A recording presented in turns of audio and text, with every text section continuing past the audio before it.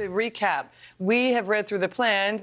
Again, Elizabeth Warren wants to give amnesty to millions of undocumented immigrants, people call them illegal aliens as well, in order to get them to pay taxes to pay for her government takeover of health care.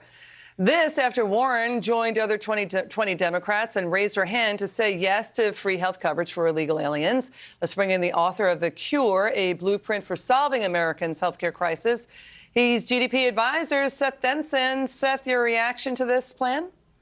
Liz, I'll tell you, I'm wondering if there's an economist that looked at these numbers. I just, are we in a fairy tale world here? I know that Senator Warren was a professor of law specializing in bankruptcy, but perhaps maybe we don't bring those expertise to the White House and the federal budget. There is absolutely no way these numbers make sense. Nancy Pelosi says she does not like it at all. Joe Biden blasting it. Here's the campaign statement from the Biden side.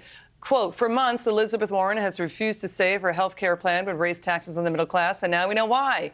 Because it does. Senator Warren would place a new tax of nearly, wait for it, $9 trillion that will fall on American workers.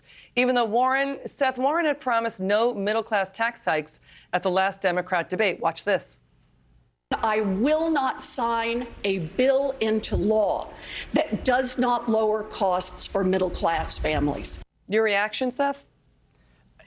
It can't be true. The numbers don't add up. They don't work. I said it last week on your show, Liz. The numbers don't lie, but people do. This absolutely is a farce. There is no way to raise the kind of money necessary. $52 trillion. Even Bernie's plan is $20 trillion less than that without raising taxes on the middle class. Okay, and the other thing, too, is how can an unaccountable government take in and ingest an entire healthcare system? Doctors will flee. That's what we keep hearing. You know, the economy is going like gangbusters, great jobs report, more people than ever working, wages going up, jobless rate at a half-century low. Now Bernie Sanders thinks the government should produce pharmaceuticals. Watch this. Look, we're not going to be... I don't have to explain to people how important prescription drugs are. They're life and death, okay?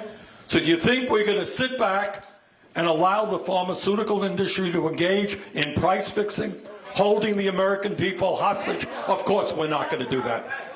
We're going to make sure that we produce the best quality medicine in the world at the lowest possible price. Okay, prior to that, there are questions in the campaign event, should the government produce drugs. Again, how can an unaccountable government take over health care?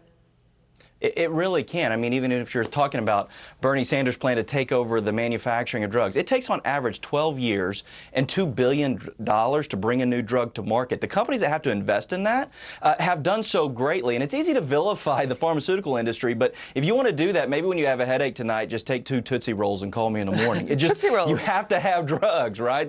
These companies are invested heavily to bring a quality of life to the American people that the federal government just couldn't do on its own. Seth, I want your reaction to Sally Pipes. She's a healthcare expert. She did say doctors will quit in droves if the government takes over healthcare. Watch this.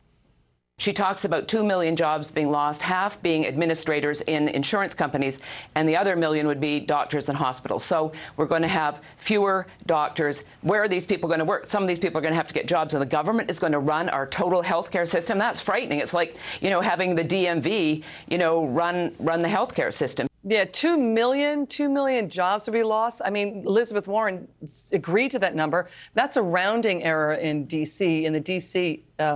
area. So your reaction to what Sally Pipes just said, Seth?